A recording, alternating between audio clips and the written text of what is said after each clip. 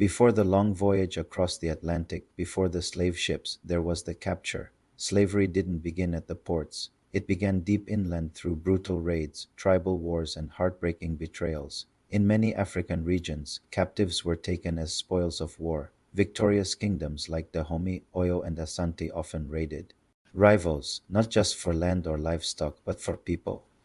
Men were bound, women and children dragged away. Entire villages vanished overnight. Some were captured through ambush. Young boys gathering firewood, women fetching water, traders on quiet roads, all became prey. Slave hunters knew the terrain and struck without mercy. Others were handed over by their own leaders to secure guns, alcohol, or European alliances. African elites sometimes sold prisoners, debtors, even their neighbors into slavery. It was a system built on desperation and profit. Some entered slavery through legal punishment, sentenced for crimes or forced into bondage to repay family debts. Once captured, few ever saw home again.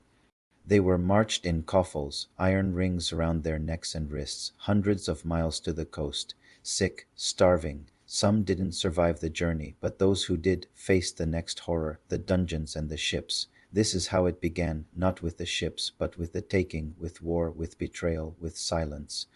To understand the transatlantic slave trade, we must remember how the chains were first fastened by human hands on African soil.